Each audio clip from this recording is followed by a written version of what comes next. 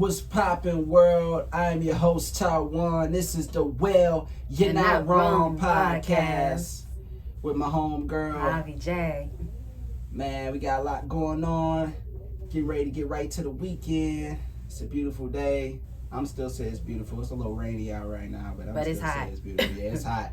It's been like, it's just weird. Like, this weather is so bipolar. Like, one day it can be like 50, 60 something. The next day it can be 90 something. Like, yeah, but that's Chicago for you, you know? Like, one day you'll have it where it's snowing, then 3 days later it's raining, then 3 days later it's 80 degrees. You never know what to expect in a city like Chicago. But that comes with the territory of moving out here and living out here. Man, for real. So tell me about, you said you had some show that you went to? Oh, yeah. Really, really dope concert I went to last week. I wanted to talk about the Griselda Concert. It was really, really dope. Those that don't know who Griselda is, you should know if you into hip-hop. I mean, because they got that underground, hardcore New York street hip-hop on lock right now. But Griselda consists of Benny the Butcher, Conway, and Westside Gunn. Westside Gunn is the brains and the producer, and he puts all the plays together. He's a rapper too, but he doesn't really call himself a rapper. He's more like just the brains behind the operation. Me personally, I think Conway is the best lyrically, but I think Benny the Butcher is right there too, but Benny the Butcher has the most star power, I feel like. And they talk about that in their music, like Conway the silliest with the bars, and Benny is the star. Like, Benny's got a lot of like more crossover records that I can actually hear on the radio, even though they're like anti-radio. Their stuff's doesn't get played on the radio. But if anybody from that collective was to get on radio first, I definitely feel like it would be the Benny songs. But anyways, this is really, really dope hip-hop collective out of Buffalo, New York, and they had a show at the Radius last week I went to. That was my first time at this venue. It was on, where is the Radius at? Is that West Cermak? It's like in like Chinatown. It's called Radius, Chicago. Yeah, it's on 640 West Cermak. It looks just like a warehouse or something. You could easily just drive right past it and not even notice it, but it's a new venue. I want to say it hasn't even been there 2 years yet. It's a new venue in Chinatown? Chinatown? Yeah, it's newer. It's like it's only been there about, I'm going to say about maybe like 2 years. Because I remember I was going to go there to see a Wayne concert about 2 years ago, at this point. But COVID shut that down. It was when he came out with that Funeral album. He was going to have a show there. I think Wiz has had shows there. This is a more intimate concert venue. It's bigger than the House of Blues. It's kind of like almost like an Argonne ballroom type place. This is standing only. It's a pretty massive venue, but it's still intimate at the same time. Yeah, but the concert was really, really dope.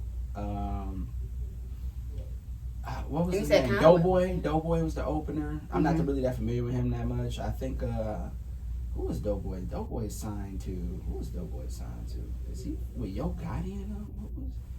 I can't think of who he's with. He's with somebody, but I'm not that familiar with him. But Doughboy opened up. Then it was Westside Gunn, and it was weird. They had like some like wrestlers like come on stage and like some wrestle wrestlers. too. Yeah, during Westside Gunn's set, he had a these WrestleMania type dudes. They weren't the actual real wrestlers. It was like Rey Mysterio and Kane, or Rey Mysterio and. Yeah, I think the wrestler name is Kane. I'm kind of slipping on my wrestler names. It's been a long time since I watched wrestling, but one of those, it was like a joke with them. They were fighting on stage or whatever, and I thought that was interesting. But I was just like, man, let's get back to the music. To the music. Like, I saw all this wrestling stuff we watch. Like, where's Conway at?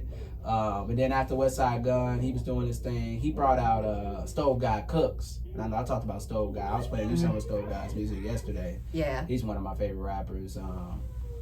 He did a little cameo. He performed because he's on a lot of Westside Gunn's songs. He has verses on Westside Gunn's songs and hooks and stuff. So he did some of those, and he did what's the joint on this album that he performed? I'll tell you the song. Can't think of it. Bread of Life. He did Bread of Life. That was the joint. He did. He performed at the show, and he did back 2 times with Benny the Butcher. And Benny performed for maybe about 30-40 minutes by himself, like rocking the crowd and stuff. And and then Conway came out at the end. And isn't there some news about Benny the Butcher that's going on right now too?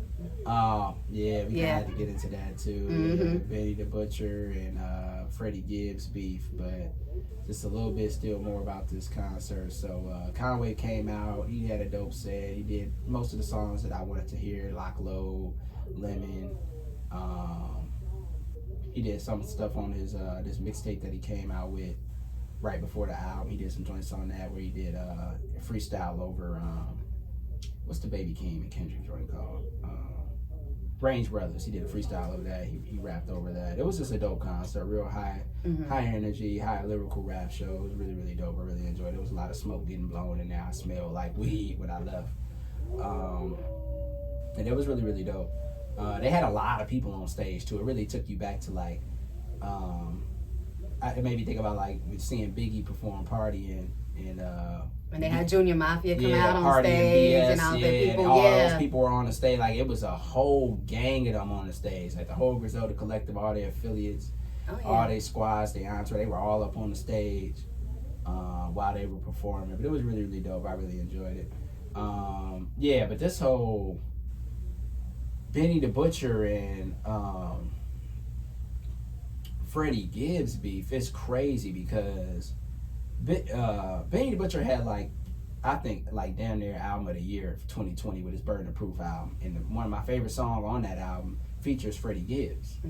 It's a song called One Way Flight. Freddie Gibbs spazzed on there. He had a really short verse, but it was short and sweet. Like he got in, got out, and did his thing. He had some crazy lines on there. His flow was crazy. The verse was so crazy on that song One Way Flight that it made me go and listen to all of Freddie Gibbs' solo stuff and his projects and his mixtapes and stuff. So I don't really understand like what went wrong, but they're not cool right now. I know I seen Freddie send out some tweets saying some stuff like talked about like I guess Benny's album not really selling. I think Benny's album in his Tana Talk 4 or so like 20,000 the first week or whatever. He was like, you should have used the Drake feature.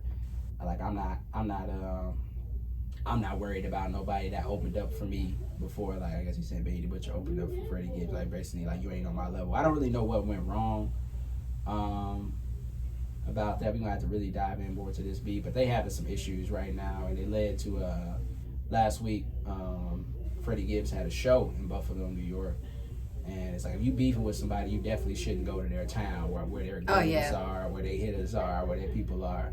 And he was at like some barbecue restaurant, and he got jumped by some of Benny the Butcher's people. He got jumped at a barbecue restaurant. Yeah, and it's like that's like Griselda in Buffalo, New York is like Drake in Toronto, J. Cole in North Carolina. Like certain people like that's their hometown. They run that. You know what I'm saying? They got people there that's gonna defend them, that's gonna ride for them. Like you can't come to their city if you beefing with them. Like I know Drake got Pusha T banned from Toronto. So are you serious? Yeah. So Drake got Pusha T banned from Toronto. Exactly. So like how does Drake even have that type of power? He has that type of power. The same type of power that got Gucci Mane and Chris Brown at OVO Fest a couple of years ago, and they're both felonies and can't go to Canada because if you committed a felony, you're not allowed over there. But he's able to get them over there because he's the king of Toronto, so the king of Canada. But so he has political influence. He has political influence. Okay. He can get you stopped at the border or get you over the border. But anyways, I'm just giving examples of like how people that are heavily respected in their cities, like you don't go there if you beefing with them. It's going to be problems there. Freddie Gibbs, he got the brakes beat off of him, and he's on stage performing. And you can see he had like a mask on, like a Bel Cava or whatever they call it, like this whole like ski mask type thing on, trying to cover up the bumps and bruises. Okay. But they beat him up pretty bad. Like his face was all swollen up. He looked like, remember that episode of Martin when Martin got beat up real bad? His head was all swollen up and looking crazy. Like that's how Freddie Gibbs looked. And he had the nerve to say, y'all come harder next time. Like y'all was soft, come harder next time. And those that know anything about Freddie Gibbs, this ain't his first run in getting jumped on. He got jumped by Jim Jones and his people too, out in Miami at a steakhouse restaurant. He was talking some stuff about Jim Jones. They had words, and he jumped him at a restaurant down there. So I'm like, man, just focus on the music, leave all the BS and the fight. And I'm glad that it was only just a fist fight though, and there was no no real bloodshed, no gun violence, because it could have easily gone to that too. Yeah. We've seen what happened with the Biggie and Tupac, Nipsey Hussle, different rap beefs, and different stuff that have gone on in hip hop that ended and gun violence. So it's good that some people. I seen somebody post. I think was it your post that said this must be an old head beef. Oh yeah, that it might be an old head beef because there was no guns involved. Yeah, but they ain't that old. They actually from the era of gun violence, but just thankfully it was enough sense. Like that it didn't get to that point. They from the era of throwing hands. Right. So hopefully this is over. They can resolve their issues. I know people like the fans had wanted a collab album between Benny the Butcher and Freddie Gibbs, but it ain't looking like we gonna ever get that. I don't see us after this happening. I don't really see them ever even collaborating ever again in music. So, yeah.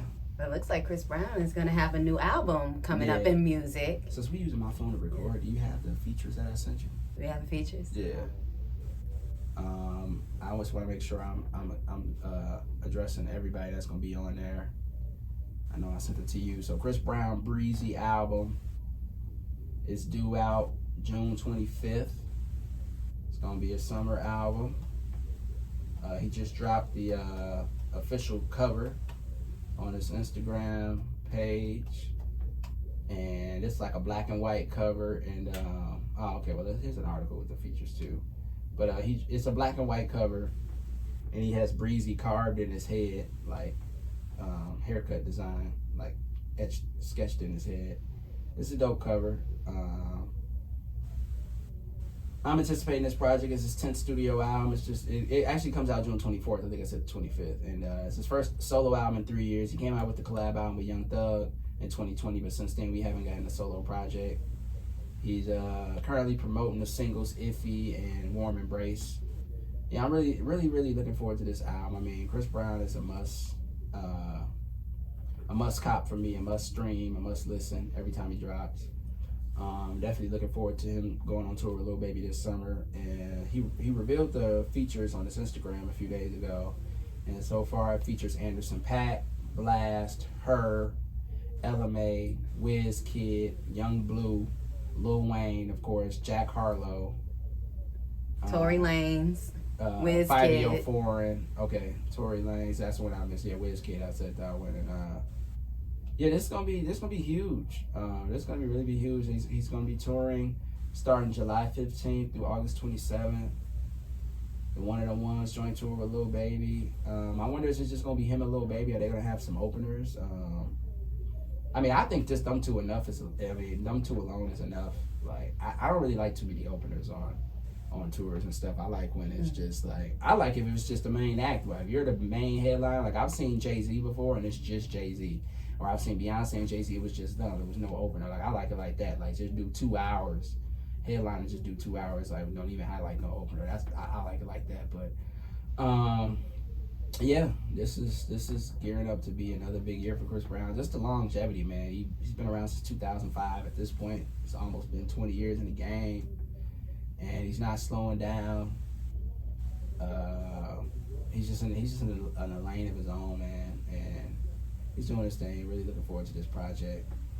And it's crazy. Like, Chris Brown hasn't done any award show performances in a while. Like, I was watching the little bit of the Billboard Awards the other day, and I was like, I feel like any award show is boring if he doesn't perform. As of now, it's like the award shows are so much more boring.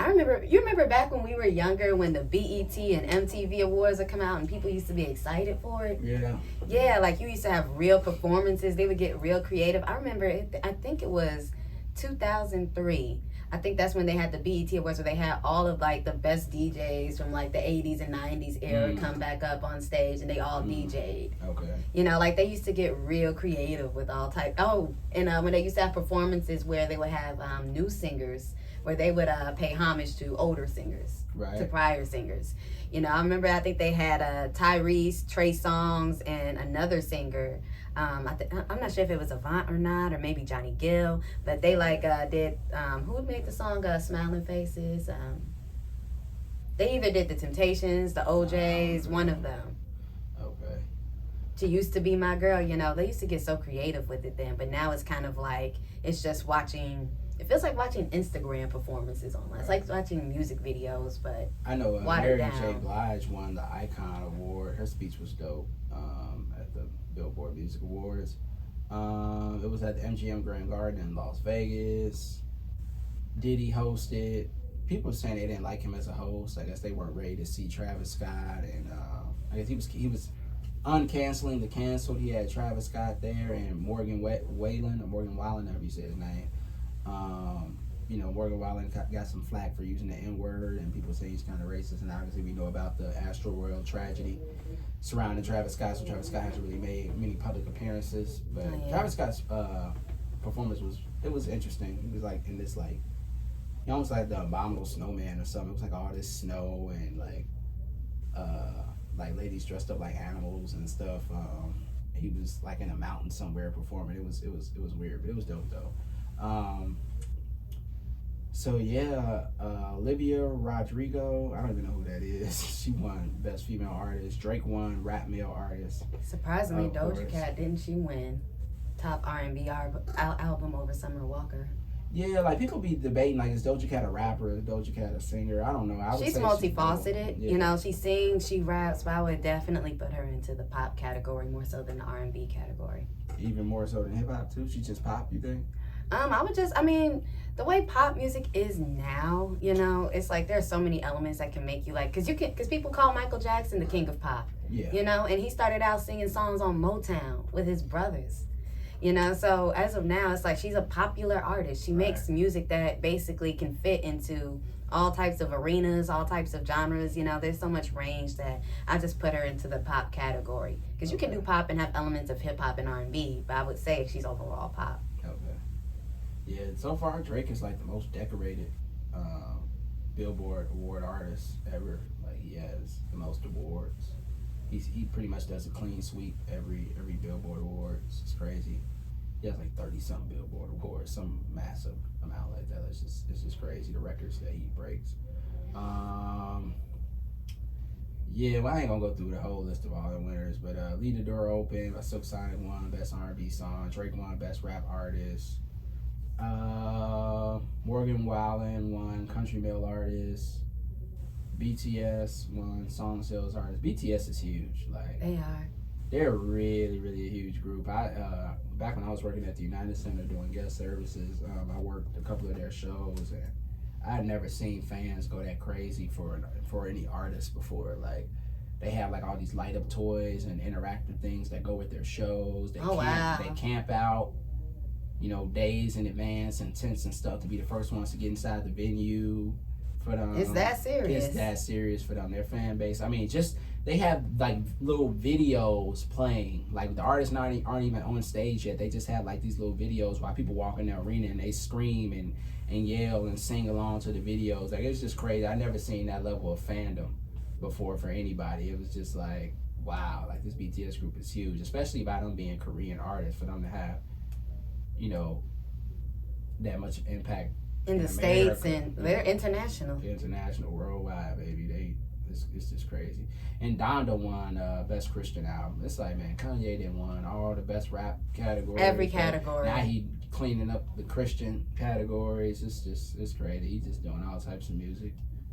I saw some video on Kanye too. He took his kids to school in a fire truck. Fire truck. You saw that too? Yeah. Was that on the episode of Keeping Up with the Kardashians? I don't think he's on that show anymore. Or is that just something people just? I think he recently just did that. Okay, because I know they have the Kardashians got a show now on Hulu. I don't know if maybe he made an appearance on that. Yeah, it's crazy, but that was kind of dope just seeing him in, dad mode. That's just showing like even though if the relationship or marriage doesn't work, so that doesn't mean you can't continue to be a great dad to your kids. So like that's sending a message out there, especially to the black community. Somebody with the level of influence as Kanye, like. Maybe that he can influence people to buy shoes and influence people to go after their dreams and all that. Hopefully, he can influence some people to be a good father to their kids. Maybe some people that not being much of a father figure, not around for their kids. Maybe if they see what Kanye is doing, maybe they'll be like, what I want to be a better figure in my kids' Yeah. life can come around. Like, so many people in the Black community just don't have a father figure at all. So Which is unfortunate. super unfortunate. Maybe that's why Kendrick Lamar's song Father Time like resonates so much with so many Black men. Yeah. Yeah. Yeah. Anything else we talk about? You talking about Bow Wow won Best Rap Tour at the Billboard Awards. I thought that was dope because people they tend to say, you know, Bow Wow's not relevant anymore, and they try to call him corny or he's not cool, or, you know, he even says like he kind of is like, you know, F rap basically, and F the music industry at this point because he just feels like he's like, man, I'm done, I'm retiring, I'm just gonna focus on acting. He's like he felt like he don't have no army, he don't have no people out there that stand up for him or fight for him. Out here, like, I can understand why he feels that way because so many people make jokes about Bow Wow. You know, like he's a meme now. Like people joke about him, call him lame, call him corny. You know, and then on top of that, coming out when you're a little kid, I think that happens for a lot of artists is trying to get out of that little kid image all the time. Right. You know, and then even thinking about, you know, Bow Wow showed up on Disney Channel. Right. He was in kid movies, so I think people just associate him with like, you know, the young kid that's trying to grow up and be like a tough adult, but you see him being you just see him as a little kid. Right. You know. But I remember yesterday you made a really good point about Bow Wow and Wayne. Yeah, I would say they're the two most successful kid rappers. They were when they were kids. All time. Wayne, just his time to reach like super stardom came a little later, so he was able to cross over. Because he wasn't like, they both were the biggest kid rappers, but Wayne the situation was a little bit different because the Cash Money Millionaires were playing these big arenas and they were all over the radio and they were the hottest rap label at the time, and then Wayne was with them. So he was the little bro. It wasn't until, you know, the BGs, the Juveniles, the Turks, all of them left. And then it's like, okay, what's gonna happen with this? And then Wayne, boom, starts, he does Show Me What You Got freestyle, and he's putting out all these mixtapes. You know, Jay-Z is retired, so the whole Best Rapper Alive lane is just fully open, and he just took that and ran with it. So his situation was a little bit different. Bow Wow was just marketed to kids, so it was basically he was just strictly a kid artist. So I feel like once he did get older and want to start maybe cursing and talking on more adult topics and all that, it's just not really as believable to his fans. Like, I still rock with Bow Wow. Bow Wow is gonna always be one of my favorite rappers, considering the fact that he was the first concert I ever went to. The reason why I even picked up a mic, and the reason why I'm an artist, and the reason why I want to rap and be on stage is just simply because I got inspired seeing what he did. Like, I went to the Scream Tour 1. The Scream Tour. And B2K was there, right? B2K didn't even have an album out. There was some people there that didn't even have albums. There was some other opener too named Lil Johnny. I don't even know whatever happened to him. Lil Johnny, I think I remember that. Yeah. But the headliners were Bow Wow was the headliner. He closed, and then the person that came on before him was Lil Zane. This is like May of 2001. I still got my ticket actually, and so yeah, like I said, B2K didn't even have an album out. They were just like openers, performing some, like, I want to say they maybe did some covers of other people's songs, and they're probably just whatever little promo singles they had out yet, but they hadn't really come out yet for real. So I think they, like, people had kind of seen him in like the Ghetto Girls video, whatever. They made a cameo in one of those. Because B2K, you know, they did a lot of opening up. You know, they did a lot of small openers. Like, they had performances at like the House of Blues when they first were coming out. Because, you know, I think a lot of times when groups, artists are, you know, really emerging, they start off doing something that's local, something that's not as grand until, you know, they really take off. Right. But now Bow Wow, he's one of the first rappers, there's not too many rappers that have sold out an arena, that have sold out a United Center, a Staples Center, a Madison Square Garden, like young or old. Like, it's only a few people, you know, Jay-Z, the Drakes, the Kendricks, J. Cole,